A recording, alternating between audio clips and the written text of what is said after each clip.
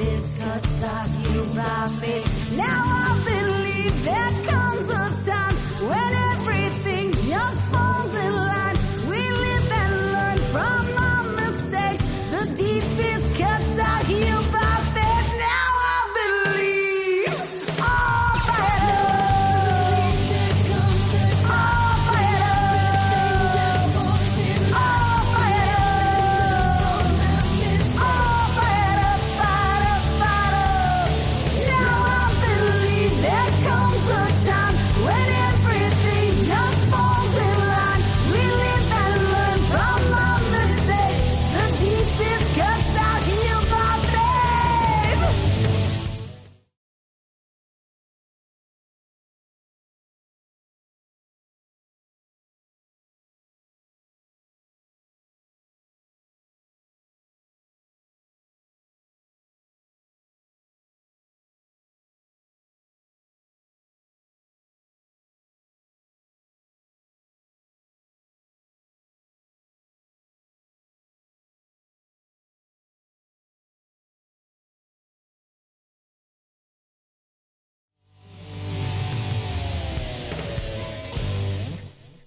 Hi, welcome to ReneMarie Stroke of Luck. I'm ReneMarie, and this is really an important show because it talks about the back end of a stroke. It talks about something that people aren't aware of that is the result of a stroke.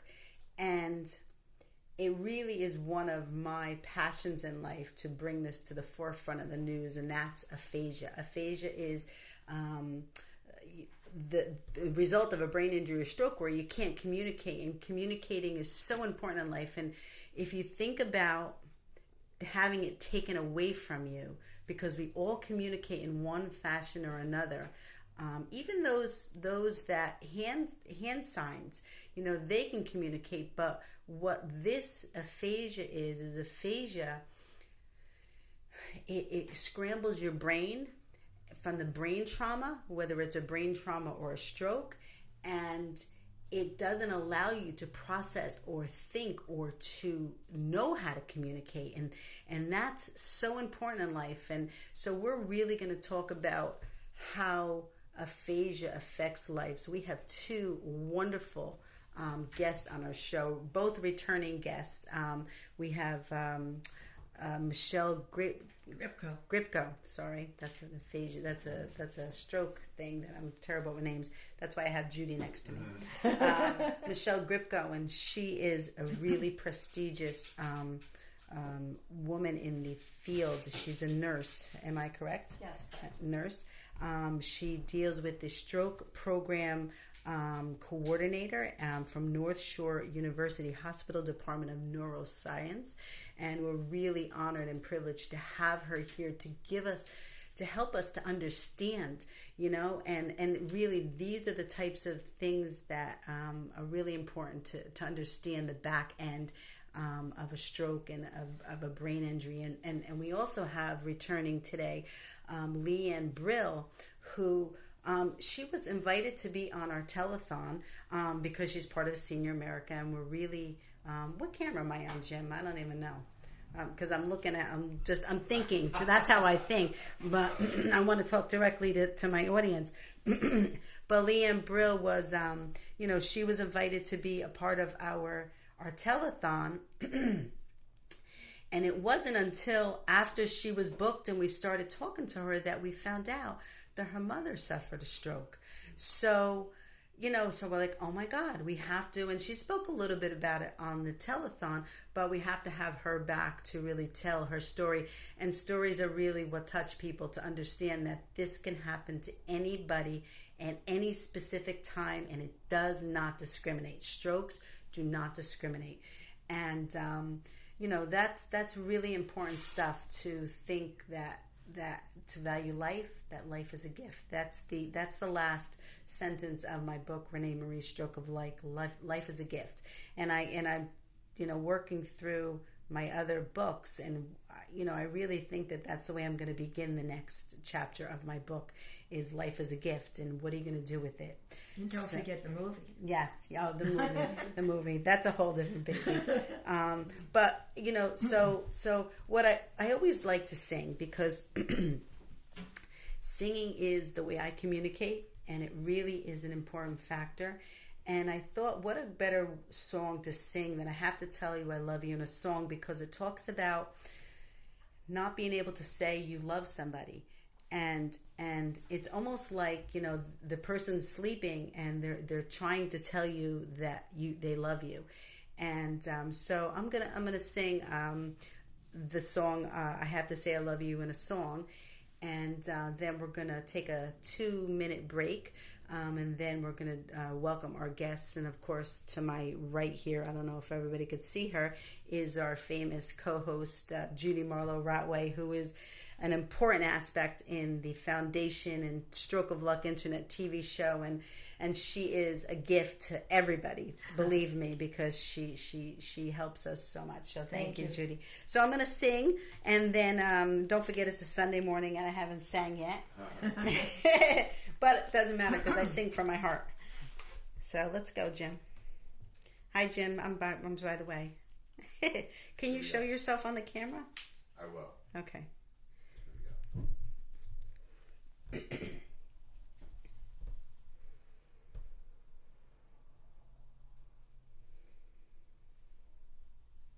It's a long intro. A quiet. It comes on. I promise.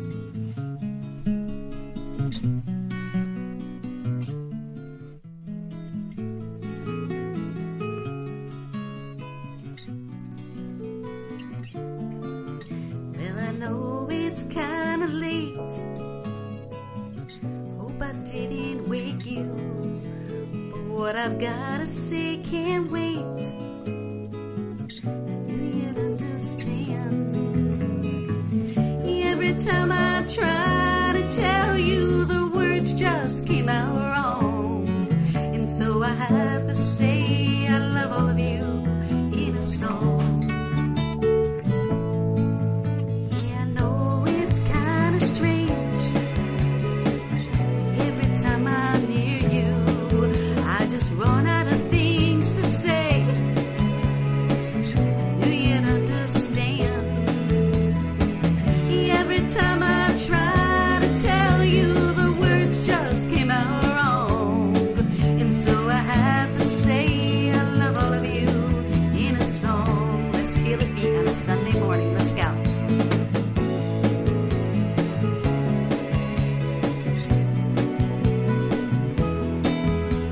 Jim, it sounds really good.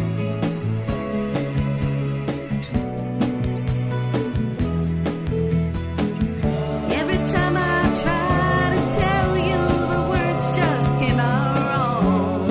And so I have to say I love all of you in a song. Yeah, I know it's kind of late. Hope I didn't wake you, but there's something that I just gotta say. Knew you'd understand. Every time I try to tell you, the words just came out wrong. And so I have to say I love all of you in a song.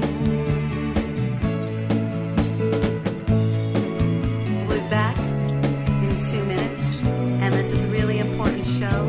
And please tune in, because it will save someone's life, and it will change someone's life, and it will change the quality of someone's life if we respect them. We'll be right back.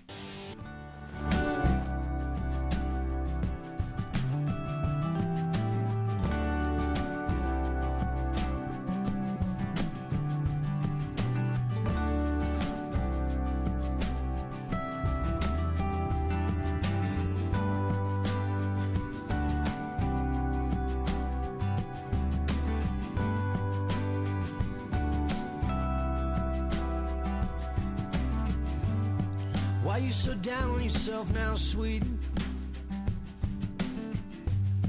It just kills me to see someone as beautiful as you,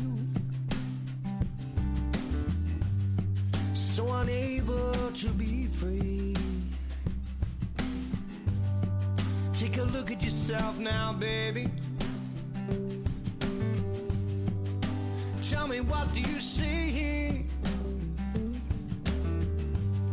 I'll bet you anything you want, darling, that it ain't the same as me. I see an angel without wings. I know you wanna fly high. I'd do most anything for you. It makes me wanna cry when I see the silly things you do. You're an angel without wings.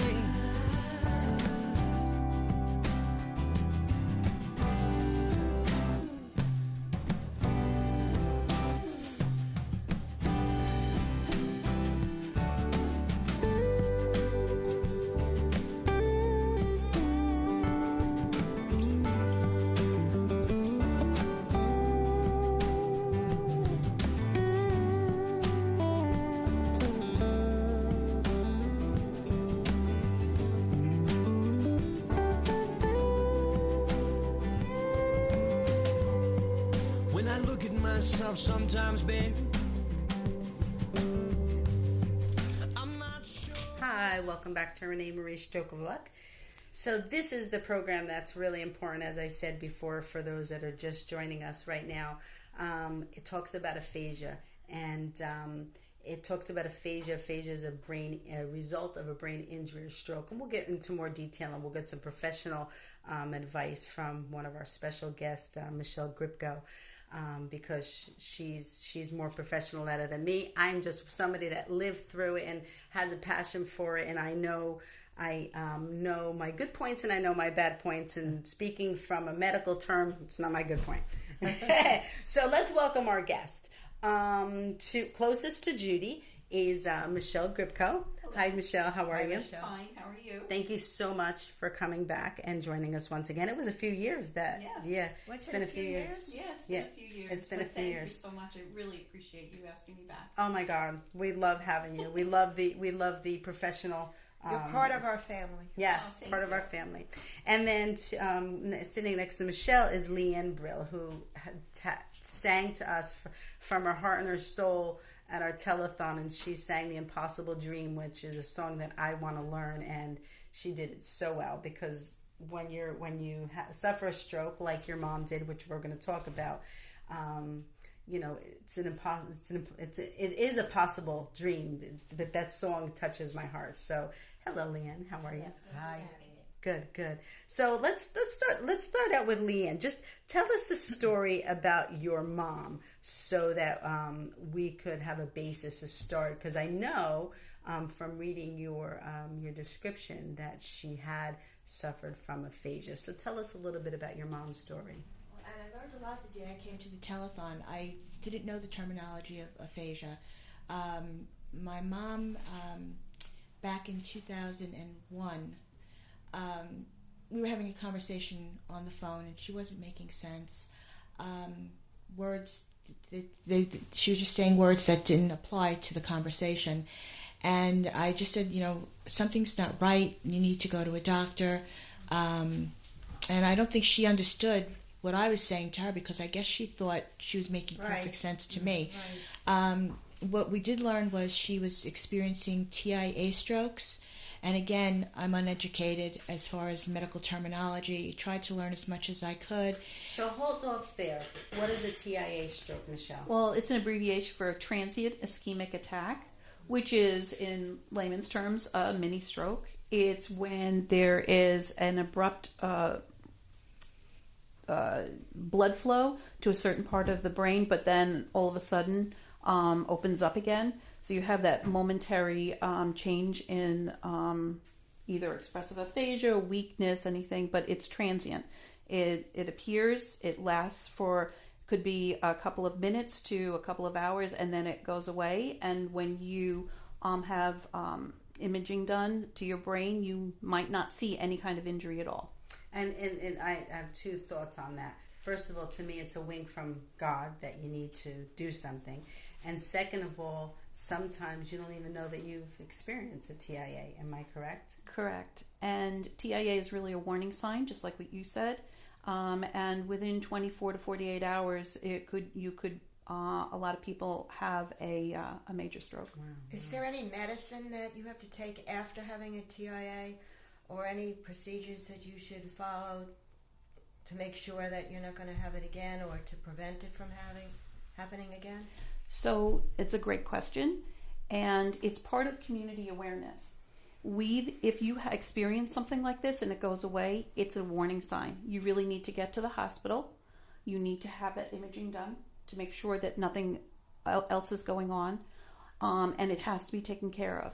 And according to your provider, they might give you aspirin or some other medication, and it also depends on your risk factors that for having a stroke. So yes, there are medications to reduce having a major stroke, but it's important. It's not something that you should take lightly. This is a warning sign, and you were actually lucky if it went away, but it's something that you have to go to your provider and make sure that it's addressed right away. Wow. Otherwise, if you wait, you might have a major stroke. Yeah.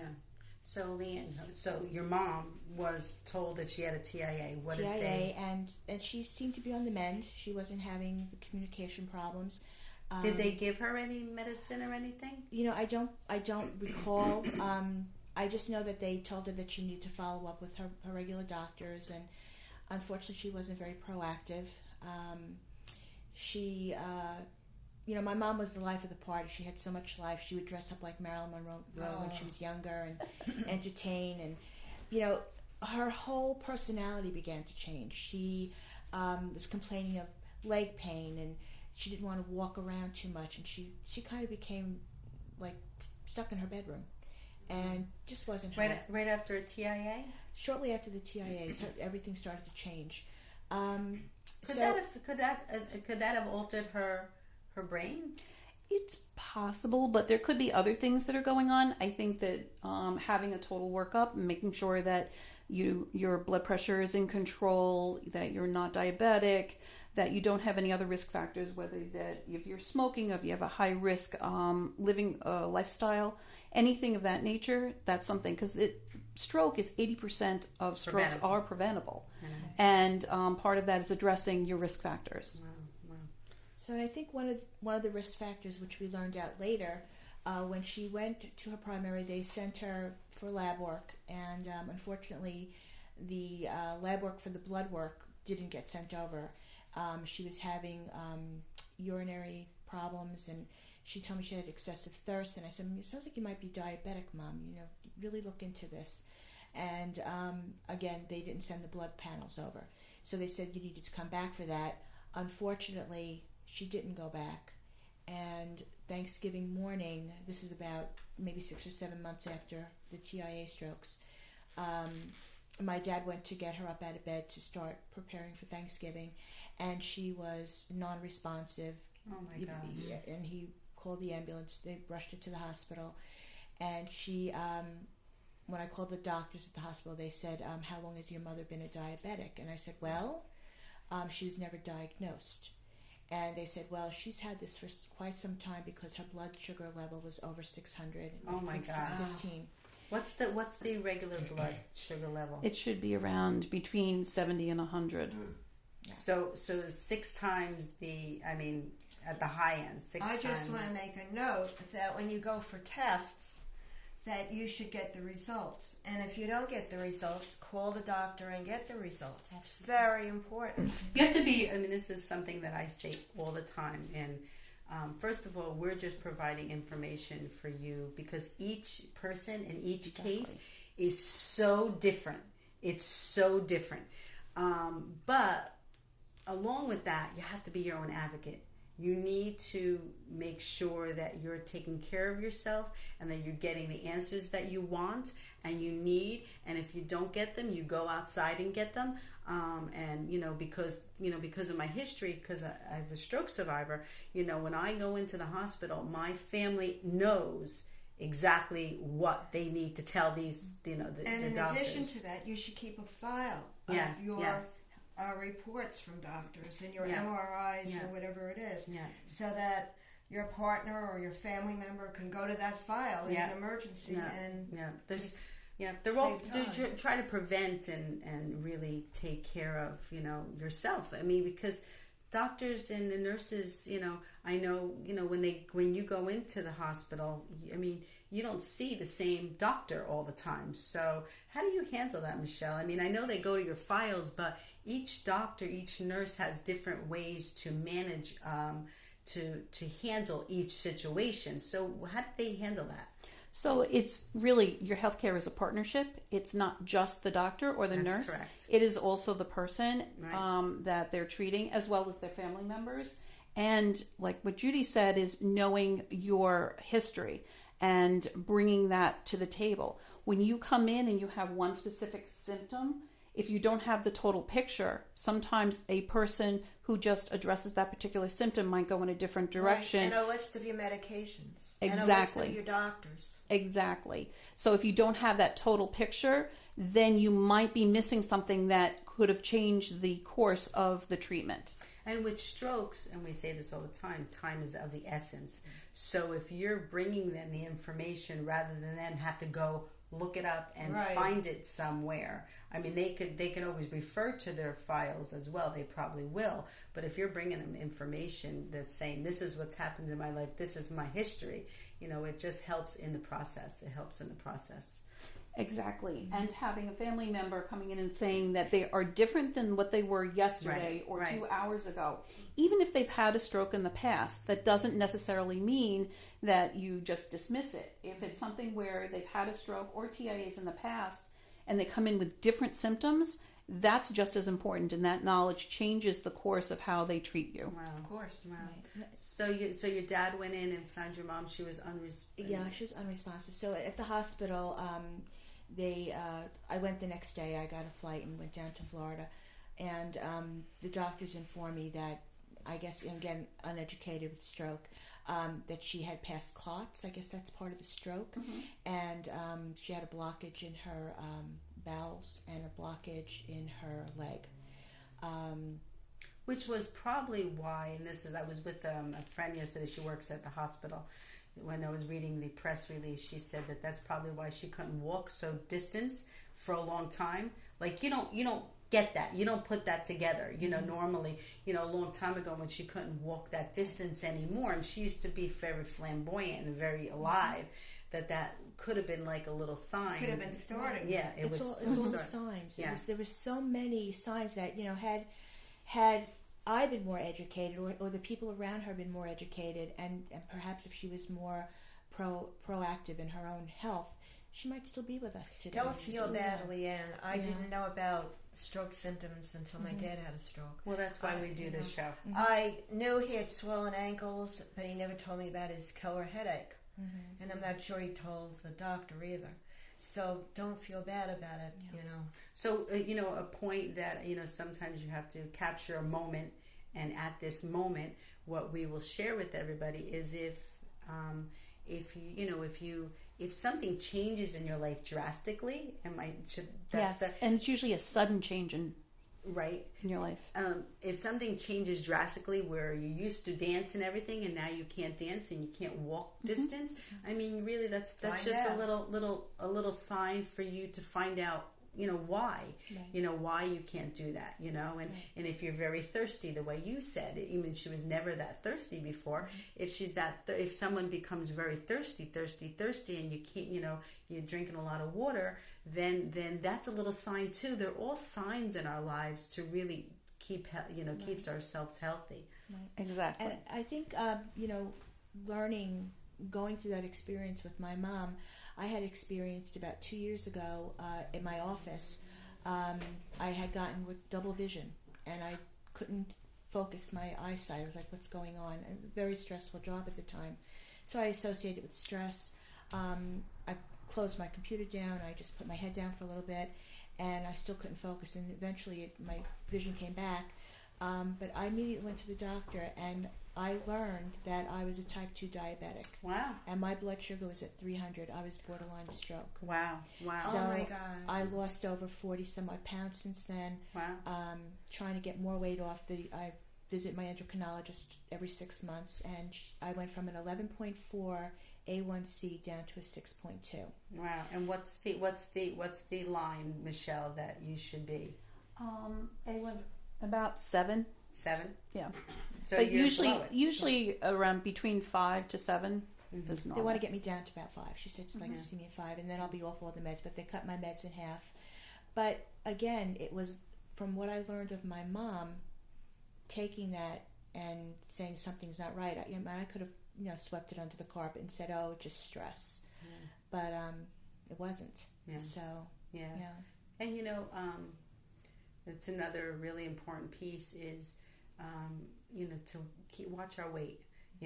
My weight has gone up a little bit because I was hit by a car in a hospital. I know. In the parking lot of a hospital.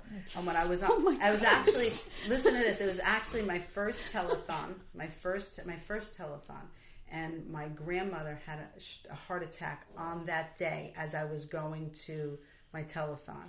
And I'm with my grandmother every day. So everybody said, just go do what you got to do, and we'll take her to the hospital. They weren't sure she had a heart attack, but they were taken to the emergency room. And I'm like, I have to go to my telethon because this is my first telethon, funny. And this is, I'm the main part of the telethon. I'm not that up on the front end. No. But I know how the telethon's going to operate. So without me, nobody really knew how the telethon would operate. Am I correct in my thought process, Jim? So I'm like, I have. So everybody's like, just go, Joe, go. So the next day, I was going to see my grandmother in the hospital, and I parked really quick, and I got out, and I was walking, and as I was walking, a car came around a corner and hit my right leg as I was striding. So, and thank God, I had Uggs on, because what happened was the wheel grabbed the Ugg, which my foot came out of. If I would have had shoes on, the wheel would have ran right over my leg. Oh my gosh. So anyway, I haven't been so able to physical. I can swim, I could do yoga and stuff like that, but I haven't been able to really take care of I remember that we said a prayer for your grandmother during the telethon. Yes. Oh God, it was. But anyway, my basis is that you do need to be aware of your entire physical body, exactly. Right, Michele? I mean, you have to. You said before your blood pressure, your diabetes, your weight. It really smoking. Smoking. Your lifestyle changes, obesity. All of those factors play into it. And a lot of people don't realize, but strokes can happen to young people as well. I was 26. Wow. Yes. Can happen to an unborn baby. Yes. So what we say at our stroke awareness group is, and it can happen to anybody, anywhere, at any time. Yeah. And to be aware of those things and those sudden changes in your normal behavior and your normal health. So just like you said, when you had changes in your eyesight, that's part of stroke symptoms. Right, it could be an eye stroke. Yes. It's a good thing you went to the doctor. So using the acronym BFAST, where you have a sudden change in your balance, a sudden change in eyesight, whether it be a field cut where that means that you can't see on one side, or a facial droop, arm or leg weakness, or changes in speech. Now, changes in speech could say that I could be talking to you and my words are correct, but what you're asking me and what I'm saying are two different things. Or I can understand what you're saying, but what I say is gibberish, or a change in speech where I can't speak at all. Right. And then there's your T for time, and time is getting to the hospital, because all of our treatments for strokes that are caused by clots, are all time sensitive. Well, this is what we always add to that. Like people say, okay, T time, call 911. Yes. But what we add to that is to make sure when you call 911 that they could possibly be suffering a stroke, because that will put the hospital and the ambulance into stroke mode. And stroke mode is what you just said, is almost like a code blue. Yes. Where they know that time is of the essence, and they will prepare the CAT scan if it is diagnosed by the ambulance and the doctor when you get there, that they will pass right up triage and they will take you in for a CAT scan to see the results of that. Am I correct? That is correct. So emergency medical services, or EMS, are instructed to call the hospital. It's called pre-notification, because that begins the chain of life for strokes, and that prepares the hospital. So when they arrive by ambulance, the CAT scan is available and you go directly there. And the reason why you need to go to CAT scan is to get the imaging in the head, to make sure that you don't have anything else going on that would exclude you from treatment. What I'm wondering about, so they do a CAT scan, then they do an MRI or an MRA? No, they usually don't do an MRI or an MRA. They would do a CAT scan to see if you're eligible for treatment. I see. Which is because there's a clot buster if you can get that clot buster. Correct. If because they got to figure out what's going on. So the CAT scan is the most important piece of the puzzle to make sure that they're seeing your image. Correct. Right? So what they're looking for in the image is they're making sure you're not bleeding.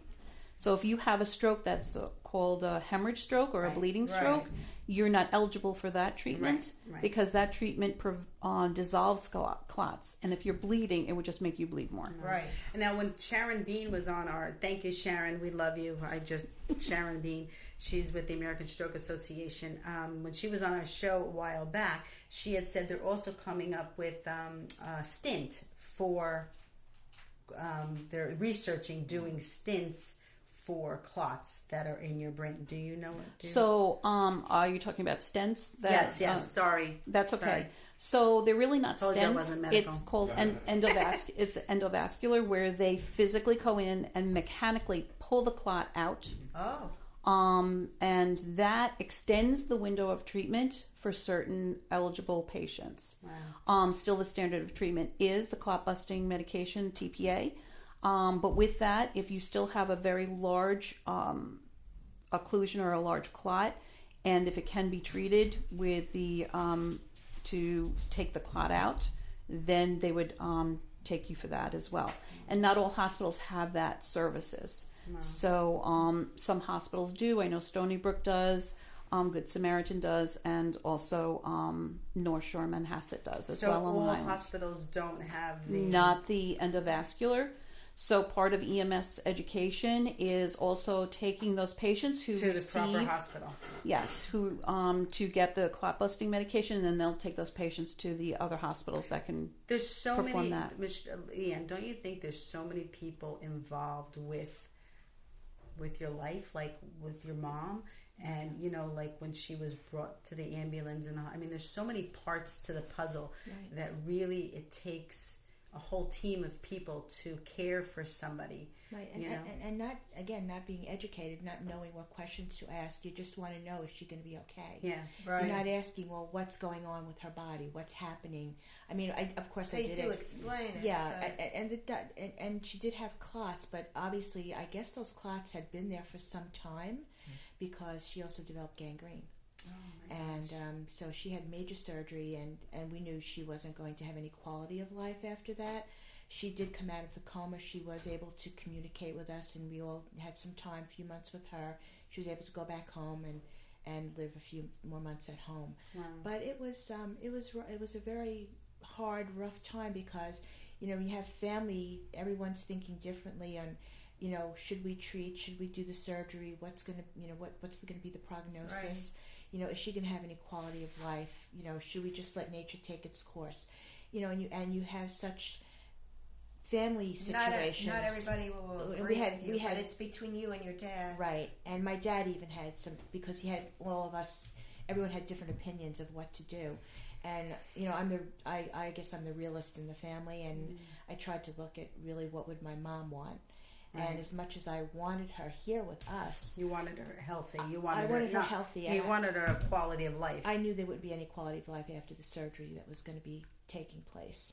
But it was good to have her for those few months, at least to be able to say I love you and goodbyes. Yeah, that's hard. It's yeah. hard.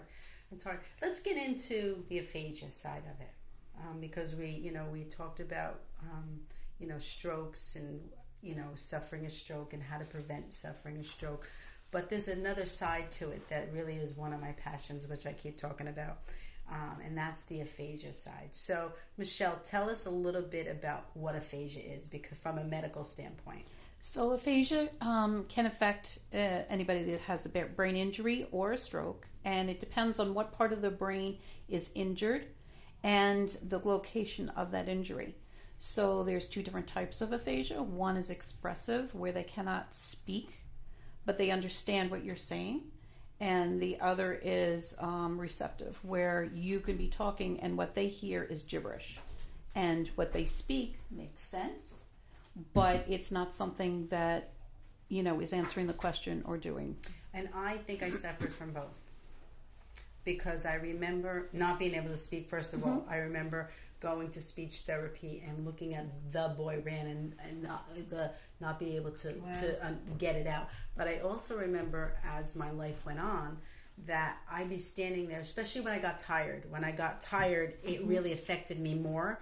That people would be talking to me and I wasn't comprehending what they were saying. And I knew I wasn't comprehending. They were like, da-da-da. It's almost like one of those movies where, you see that person blanking out. Yeah. And they're like... and I didn't understand them. I didn't understand them. So it's frustrating. I know. So I learned ways to manage it. And that's really the life of the thing that I want to bring hope to, is that you can recover. And what we're talking about in the green room is, to me in my world is two things that come to mind is, when you suffer from aphasia, it's almost like you have this wonderful life and you're living, and all of a sudden you drop this glass on the floor and it's shattered all over the place. Your life is shattered. It's shattered, and you have to start picking up those pieces, and you can put them back together, but it'll never be the same. Although in life, each day is never the same anyway. In life, you have to just go with the flow. That's why this show is called Plan B, because life is about Plan B. It's not always about Plan A. And each day is so different. You get up in the morning, and some days it's raining, some days it's sunny, some days. So you never know what's going to be coming your way. So you have to be open to Plan B. And the other way that I describe it is almost like to this day I do is it's almost like I have to take rest. I have to really do deep breathing. I have to defragment my brain, and really that just means I really need to take a step back out of life and really allow things to transpire in my life. So when people were talking to you and you just, or it was blanking out, so did you tell them that I need to rest now? No, what I've learned to say, because most people, you don't want to. I don't want to say, "Oh, I've suffered a stroke." You have to say it. So, you have to say it nicely. But no, what I do say is, "Let me get back to you on that. Let me get back to you on that." And then if I didn't understand what they were saying, I'd follow up and, hey, it was really busy that day. What were we talking about? I just want to make it clear. So I learned ways to use those tools in my life to manage my life, and not because, first of all, I don't want people to feel sorry for me, because people go into that sorry mode. And the truth is, and correct me if I'm wrong, the truth is, and we spoke about this before, it's really about me managing my life, and me, I got to do the work. I don't want anybody to feel sorry for me and go, she just have a stroke. No, I did, but we all have challenges. We have diabetics who can't eat sugar, and when their level get high, they have to take insulin. So everybody's got their own ways to manage their life and to handle their life, and we all have our own stories. We So all I have was our own thinking stories. about during your recovery, but you're talking about afterwards. Oh, after back up out to in the world. to this day, especially, I'll tell you, especially when I get tired. Is that part of? Yes, fatigue is 100% of patients who have strokes. And it's your new you. And that's what part of it is, that you grieve that you had your I old love you. the bells. Wait. Hear the bells? I love the bells. Okay, go ahead. And you have the new you. And a lot of people have that. They grieve for the old person that they left, and this is the new person that's there now. And just as you did, you compensated and you've learned to move forward. Some people still get into that grieving part where they're not accepting that change and they want to be who they were before.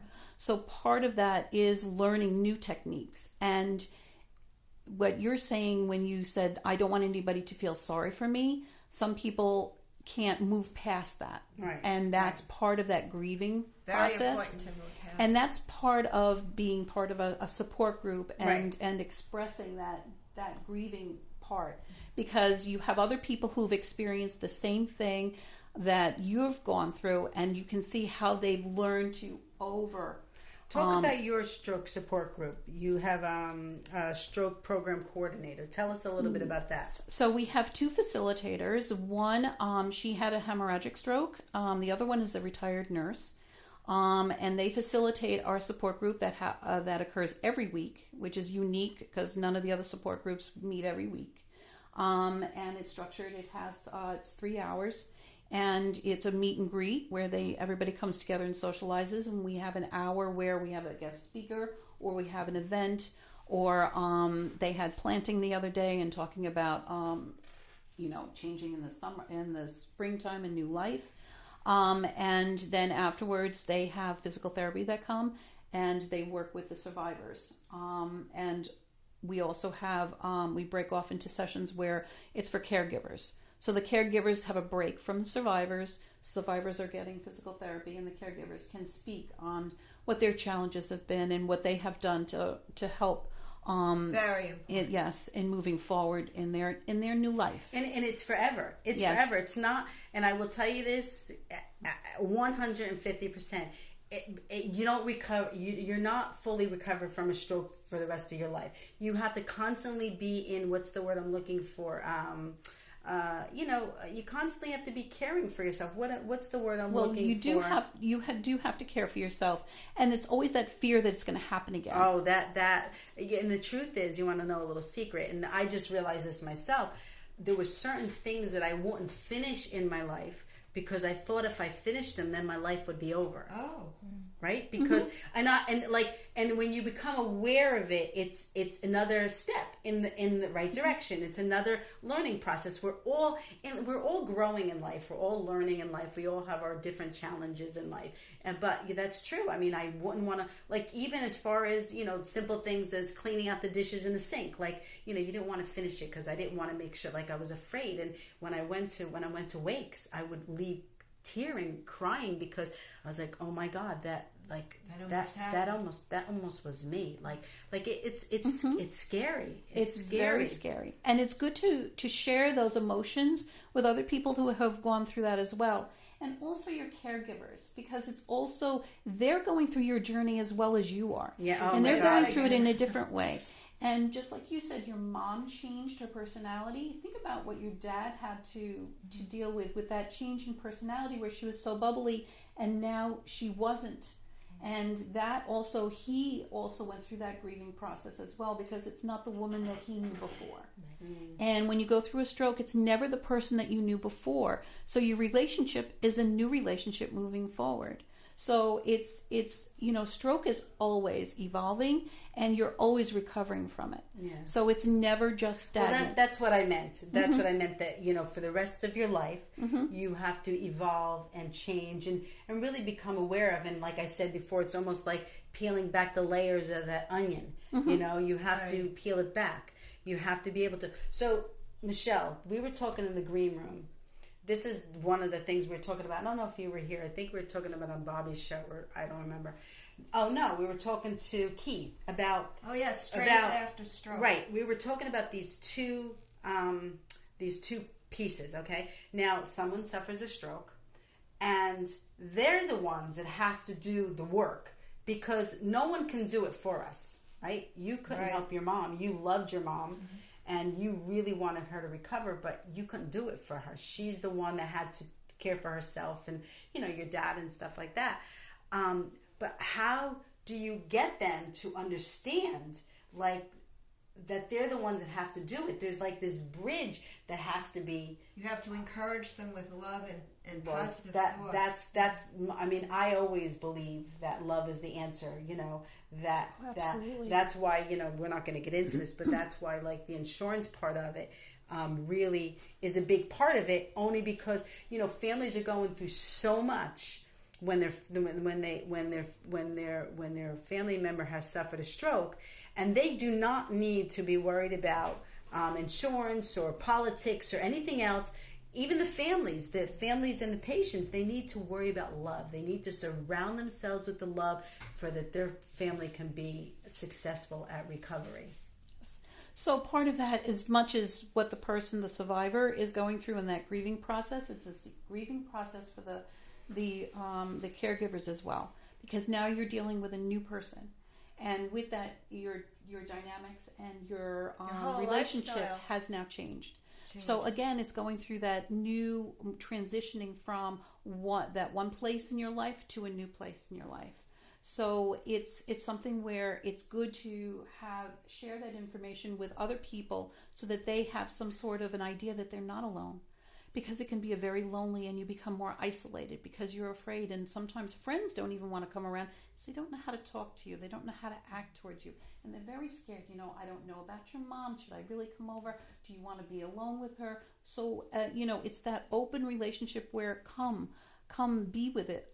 Teach me how to communicate. Right. They might not be able to speak to you as an aphasic patient, but they can listen to you and they're understanding you. And that's part of understanding what is happening with that person. But it's so, but once again, like, when I suffered my stroke and no one could tell me that I needed to do the work, because I didn't even understand what they were saying to me because I suffered from aphasia. Exactly. So it's so, in my experience and my world and how I gravitated towards it, I think I just think first of all you need to just rest. You need to be stabilized in all aspects, and then you kind of just need to very slowly and gently share with that person that they're loved.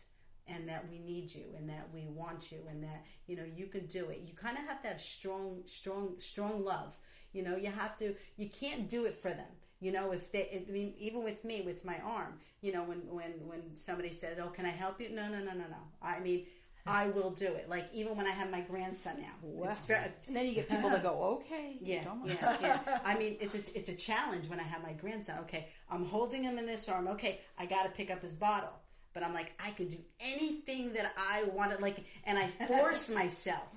There's nobody more positive than Renee. But it's hard. It's hard work. It's not easy. It's not like, oh, I'll just do this, do it today, and then it's hard work. Absolutely, and you have to own it. Yeah, I mean, you have to own it. But think about people who are watching you. It's just as hard. It's hard for them to watch you, because they know how much you're trying so hard. Yes. And you know what? We could come over and hand it to you. Yeah. So it's that communication between the two of you that, she'll do it, and know that this is okay for me to allow her to do it. Right, and it's important for you to allow me to do it. But Absolutely. You also have to work with them. Yes. Because sometimes it can get so frustrating that they can't do it. So sometimes you have to say, and I know this only by experience, sometimes you have to say, let me help you, and then we'll try it again tomorrow. Absolutely. We'll try it again tomorrow. Little by little. Those are the types of encouragements that are needed for somebody that has suffered from aphasia and from strokes. And I'm living proof that you can come back from it at any age. It doesn't matter what your age is. You know, you just have to have the strong, you know, love around you. You just have to have the strength. And that's what I talk about all the time is, you know, in life we have to prepare for life. You know, we have to prepare our financials to be set if something does happen. And we spoke about that with Keith last week, about buying a life. He bought insurance. He bought insurance for his firm. Yes. And the insurance company said that he was in the best of health of all the people in his company. And 2 weeks later, he had a stroke. Oh my gosh. Yeah. Yeah. So, Leanne, so your mom, you lost her after 6?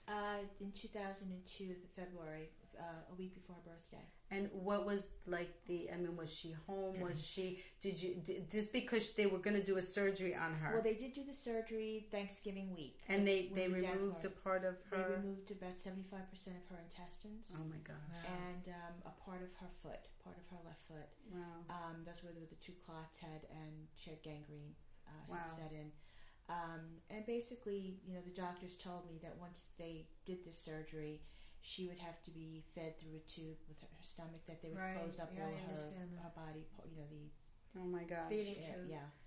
And that food is pureed. Could she swallow anything? Was it pureed food? She could swallow, but at the beginning she didn't have those reflexes. She wasn't able to swallow when she was first. So they were using rehab. That's not right. We have 3 minutes. Yeah. Oh, okay. So, but she's, you know, she did come home. A couple of days before she passed, she was having some other complications, and my dad did put her back in the hospital, where she did pass in the hospital. But I remember getting her home. We got the hospital bed at the house, and I said, she was happy about that. And she was happy to be home, and she said, "It's so beautiful." It was their dream home. It was steps away from the ocean, and she got to enjoy it for a few years. But you know, she should have had more time. Both my parents should have had more time. Right. Yeah. Yeah. That's so sad. Yeah. Your dad passed as well. Yeah, he was skin cancer. Oh my gosh, which is another story. Yeah, and that's you know, that's why I began this show with saying life is a gift. Yes. And each day is a gift. Yes. And we have to really value and really take our time to enjoy it and to love each other and to be kind to one another, because it's a challenge. Life is a challenge, you know. We only have 3 minutes left, believe it or not. 2 minutes probably by now. But is there anything that you want to say, Michele, like your you know, professional last words of wisdom to the world? The only thing I wanted to get out there, and you said it over and over again, is just the community awareness of knowing those symptoms. Because the majority of strokes are really observed by bystanders. And if people don't recognize those kinds of signs and symptoms and call emergency medical services immediately, you might miss that opportunity to save that person's brain and their life. Right. Could you give us the signs again? So be fast, which is your change in balance, where you start walking and you feel that your balance is off. And these are sudden changes. Any sudden change in your eyesight, just like you had the blurry double vision, you might have not be able to see on one side or not see at all. And F is for your facial. If you're looking at somebody and you ask them to smile and one side is weaker than the other. And A is your arms, weakness in one side of your arms or your legs. And S is changes in your speech. If you have any different changes in your speech, whether nonsensical speech or absence of speech. And T is time to get that person directly to the hospital so that they can be evaluated. And make sure that those things, even if they go away, they need to be evaluated immediately. Definitely. Yes. And please tell the 911 operator that you're calling because there could possibly be a stroke. Yes. So that they go into stroke mode. It's really important. Leanne, do you have anything that you want to share with? Like I said, I was very happy to be part of the telethon. I learned a lot that day with the doctors that you had here. And thank you for all your wisdom, because, again, I was thrown into a situation that I didn't know how to handle, didn't know the right questions, but I knew something was wrong from the beginning. Right. But you were wise enough to sense it. I mean, you were in another state, and you picked it up over the phone. Mm-hmm. So you played a big part in saving your Definitely mom's did. life for the extended period of time that she was still left on Earth. So, yeah, so that was very crucial, that you sent her to the hospital with your dad. Judy, do you have anything you want to I share? think the important thing is to know the signs and to act on it, and to have records of your health records and everything, so you're prepared. And I want to talk about the aphasia. I want to make sure everybody is aware that it's out there, and that if somebody isn't speaking correctly or can't communicate with you, not to judge them so quickly, to really find out their story or just accept them for who they are, and really send them love and prayers. And maybe if you know the person, or maybe you can just make somebody aware of it. Just somebody, that you might know, or if it's somebody on the street, maybe you could share if they're, shopping and their partner is, in another area. Maybe you can walk with them and just share with them, your concern.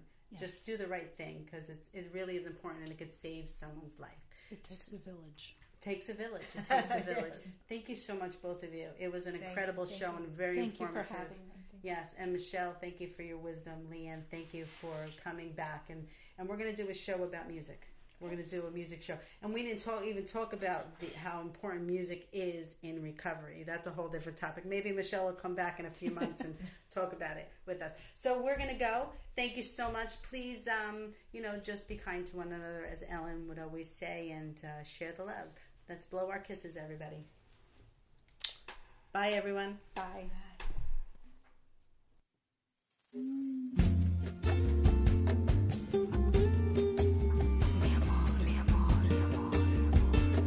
Yo no entiendo por qué tú más que nadie sabes qué pasó en mi vida.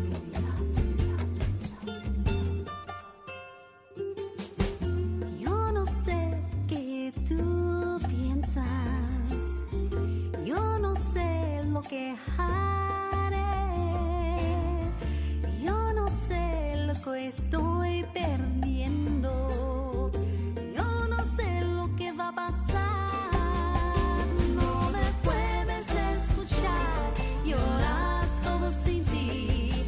No me puedes oír llorar.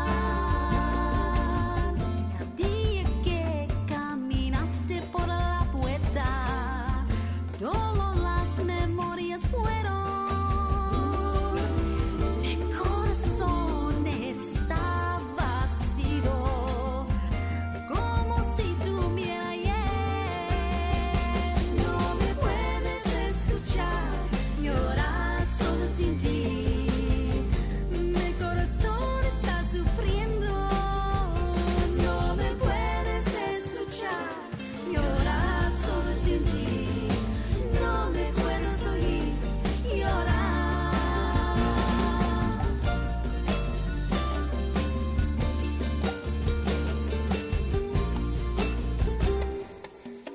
Usted está en mi sueño por la noche. Por favor, no peleemos. Y es tan difícil para mí y para ti. Yo, ¿qué puedo hacer? No me puedes escuchar llorar solo sin ti. Mi corazón está sufriendo. No me puedes escuchar llorar solo sin ti. No me puedes oír llorar. No me puedes escuchar llorar solo sin ti. Mi corazón está sufriendo. No me puedes escuchar llorar solo sin ti. No me puedes oír llorar.